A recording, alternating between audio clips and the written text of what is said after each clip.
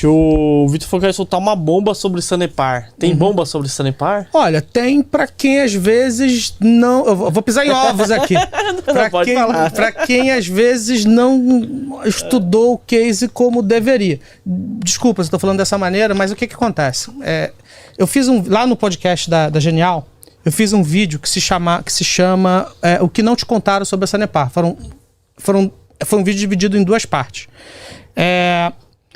Eu via muita gente falando, por que a Sanepar está caindo? É a crise hídrica. O que mais? Quais são as desculpas aí? Você que deve ter ouvido. Crise hídrica, como que é o nome? A tarifa. Interferência do... Tudo bem, interferência tarifária. Que mais? Tarifária, que mais? Enfim, tem bastante história, né? Tudo bem. O que acontece? O que aconteceu? Essa questão da interferência tarifária, quando você tira uma fotografia da Sanepar, ela não é uma empresa ruim. Ela tá redondinha ali, tem um ROIzinho até alto, mas perceba que ela negocia com desconto em relação aos pares. Em relação aos pares, Sabesp e Copasa, mesmo a Sabesp e a Copasa tendo rentabilidades inferiores. Tá? E por que isso? Tá? Uma das coisas que quem investe em Sanepar precisa entender é o seguinte: quando se fala de monopólio natural, setor perene, também o pessoal fala do setor perene. Quando se fala do monopólio natural, existe uma agência que faz a regulação da tarifa da empresa. Essa regulação ela é dada em dois momentos. Primeiro, existe o reajuste tarifário. O reajuste tarifário ele é uma recomposição inflacionária, essencialmente falando, de um ano para o outro. Tá? Tem uma parte da estrutura de custo da empresa que é chamado de custo não gerenciável, que é, por exemplo, o custo da energia elétrica e dos impostos, e o outro que é um outro percentual que é chamado de custos gerenciáveis, que é pessoal, material, serviço de terceiro e outros, e isso você só passa a inflação, e nisso você tem um reajuste tarifário. Desde o re-IPO da empresa, em 2017, se eu não me engano, a empresa vem ali mexendo na questão do reajuste tarifário. Houve uma bagunça ali na época do re-IPO, acho que não convém comentar agora, mas isso já quebrou muito da confiança do mercado na empresa. Mas logo depois teve a questão dos reajustes tarifários e volta e meia a empresa arrumava alguma confusãozinha ali naquele momento. Então, eu acho que o reajuste tarifário já ficou claro. As pessoas têm que entender o que é revisão tarifária. São coisas distintas. A revisão tarifária, como é um monopólio natural, como é que o regulador cospe aquela tarifa que vai ser cobrado do usuário final? Por que aquela tarifa vai ser, sei lá, R$5 o metro cúbico e não, sei lá, R$5,55? Eu sou uma empresa, eu quero cobrar mais caro, correto? Mas existe uma regulação. E aquele número, ele deriva de um processo chamado revisão tarifária, que acontece a cada 4 anos, e que você pega a quantidade de investimentos que existia na revisão tarifária anterior, e você teria que adicionar os investimentos que aconteceram entre um ciclo e outro. Tá? Então, vou fazer uma... Você estava me explicando isso essa semana, inclusive. Se você tem 10 bi, você investe 5, no final do dia você tem 15. Eu tô falando de maneira ultra fácil, porque tem a depreciação, a inflação, etc. E eu não quero deixar o podcast chato aqui, senão falar de regulação aqui vai todo mundo dormir. Então, o que está acontecendo é o seguinte. A reguladora... ela não está reconhecendo os investimentos, ou seja, não está reconhecendo tudo que deveria reconhecer entre investimentos e inflação que aconteceu entre um ciclo tarifário e outro. Tá? A gente está falando aí. Então, tem dinheiro do acionista da empresa que colocou ali dentro do negócio que está virando fumaça. Tá sumindo, tá literalmente sumindo. Se aquilo ali não é reconhecido, aquilo ali vira fumaça. E aquilo ali precisa ser reconhecido por 2 motivos. Primeiro, isso impacta na tarifa final. Quanto mais investimento você faz, mais conexão você tem, melhor são os medidores, melhor é a qualidade do serviço. E você tem uma tarifa mais interessante para remunerar isso tudo. E no final do dia, no final da concessão, todos os investimentos não depreciados eles precisam ser reembolsados pelo poder concedente. Tá? Então, se você investiu 10 bilhões hoje, aí vamos supor que eu não invista mais nada, ele só deprecie, chegue a 1 bilhão no final dos 30 anos. O governo precisa...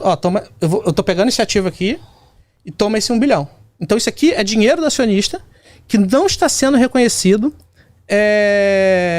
da maneira apropriada. Assim, não é só... Tem a questão inflacionária também, pelo regulador. Então, cara, virou um vale tudo. Entendeu? Primeiro que existe uma destruição de valor explícita na questão dos valores a serem reconhecidos entre um ciclo e outro. E segundo que você vai ter uma tarifa menor. Tá?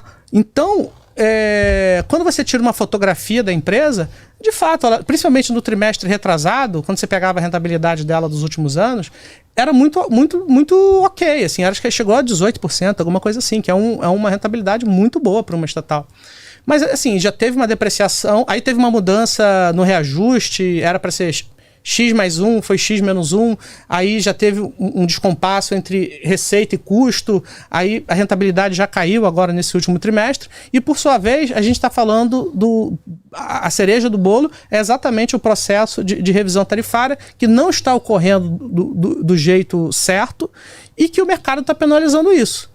Entendeu? Então, se hoje a empresa negocia a 50% do valor a gente chama de EV, né? Valor VF, na realidade. É o valor de mercado da empresa, esse valor que você está vendo na tela, somando ao endividamento. Quando você divide isso pela base de remuneração, na Sanepar está em 0,5, 0,06 e tal, mesmo tendo a maior rentabilidade versus os pares.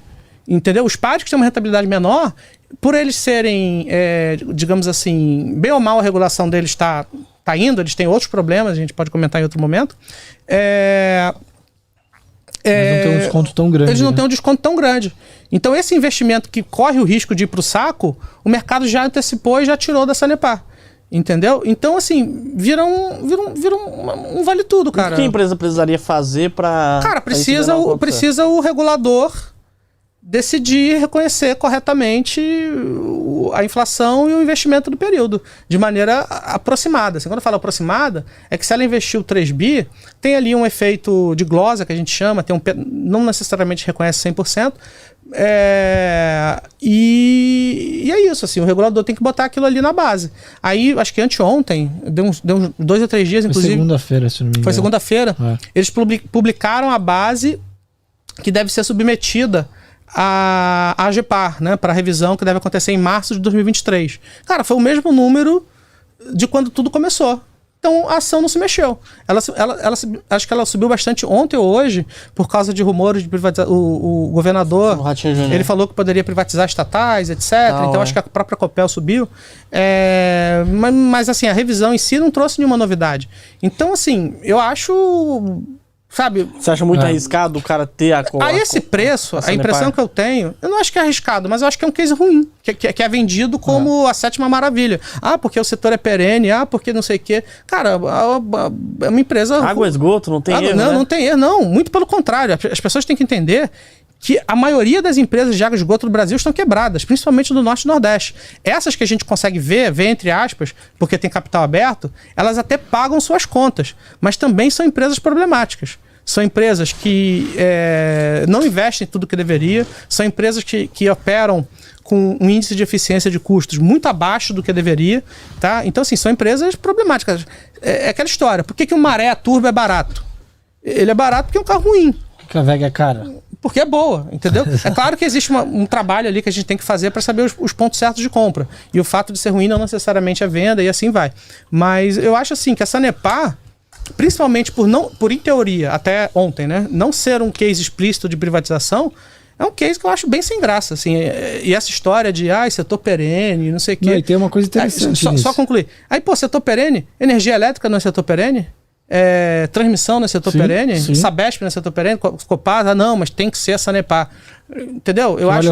acaba olhando só para os indicadores, né? Muitas vezes olha só para o cara olha só para o indicador, tá tudo bem. Mas eu acho assim, até para outras pessoas, eu deixo até a dica aqui, vai soar arrogante da minha parte, veja os meus vídeos e aprenda comigo, mas assim, você tem que saber o que é revisão, o que é reajuste e o que está acontecendo ali por detrás. Porque, assim, mil desculpas se eu ofender alguém, não sei, mas cara, se você não sabe a diferença, o que é reajuste, o que é revisão, cara, passa batido, assim, esse cara não tá te informando como deveria em relação a Sanepar, e ela tem esse problema. E a sua, eu acho assim, agora, indicação é neutra? Cara, é neutro, por quê? Exatamente porque ela já derreteu, assim, quando a gente publicou a nossa plataforma, esse problema já estava rolando. Era venda, né? Não chegou a venda não, sempre foi neutro.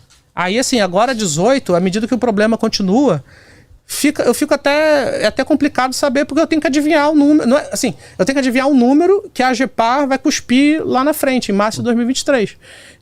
Porque geralmente o que o analista faz? Ele baseia em premissas, e e tenta acertar o futuro ali na média, né? Mas, porra, se vira uma coisa discricionária, cara, o que eu faço? E tem a questão, né? A gente comentou no começo, Petrobras, era valuation que não tinha mais pra onde cair, aguentava desaforo e tal. E nesse caso, pelo que eu ouço do Vitão e ouço do pessoal de maneira geral, é que a correção do múltiplo, ela vem via o denominador, né? Ela vem via queda do denominador e não aumento do EV, né? Dos dois. O cara perde dinheiro das duas maneiras, entendeu? Então, assim, desculpa. O lucro deve cair, né? O lucro deve cair e à medida que fica a nuvem negra no case, o case não anda. Então o Sanepar aí toma cuidado. Eu não gosto. E se você tem Sanepar, cobra o seu influenciador e o seu analista. Tá? Não tem problema ele dar compra para o Sanepar. Mas eu parto do princípio que ele ter ali o mínimo de treinamento para entender o que é isso, o que é uma revisão, o que é um reajuste, porque a essa altura do campeonato, falar de setor perene e as pessoas vão no banheiro, cara, não dá mais. Já deu, cara. Porra. Entendeu? Bomba em Sanepar. Não é bomba. Tanto é que é neutro. Não, mas é legal. Entendeu? É até bom a gente falar aqui, ó. O Danilo comentou, né? Primeira vez que vejo alguém falar dos defeitos do Sanepar. Parabéns por trazer esses convidados. Pois é. Inclusive, você já deve ter ouvido muitas vezes que no final do dia, se você tem uma posição, o viés de confirmação é fácil. É setor perene, pô. Você vai no banheiro, não vai quebrar. Já foi quantas vezes no banheiro agora? Sempre essa porcaria de argumento. Não é, cara. Você tem que... Entendeu? Você tem que ouvir o que é contra, porque aí você vai ajustando. Se for para vender, vende. Se for para comprar mais, compra. Se for para manter, mantém. Entendeu? Mas eu acho importante você saber os riscos que você está correndo. Assim, se a gente está falando de ações, a gente está falando de risco. Se for para não correr risco, coloca o dinheiro embaixo do colchão. Exatamente. A gente até estava conversando aqui antes do programa começar. Eu comentei que um dos posts que eu fiz no Twitter viralizou sobre VEG. E na época eu falava que VEG era muito cara. VEG estava uns R$45 mais ou menos, se eu não me engano. E de lá foi só ladeira abaixo. No momento que surgiu a oportunidade, era uma empresa AAA na nossa visão. Eu não tenho problema nenhum em mudar de opinião, entendeu? Exatamente, você pode mudar de opinião. É que a maioria das pessoas fala que acredita que só tem que ter uma opinião. Não. Só tem que ter aquela opinião. Na verdade, a gente é pago para mudar de opinião. O gestor, ele é pago para duas coisas: para ter opinião e mudar de opinião o mais rápido possível se as coisas derem errado. Por isso que eu até falei de Petrobras. Quais são os gatilhos aí, os abacaxis que podem causar... E não é uma matemática exata, como todo mundo já deve ter percebido. Todo mundo acaba percebendo, né? Acaba achando que é matemática. É uma coisa muito humana, né? A gente usa a matemática, né? mas é um processo muito humano. É um processo manual, né? Pra você encontrar ali o valuation, quanto vale, quanto você pode ganhar.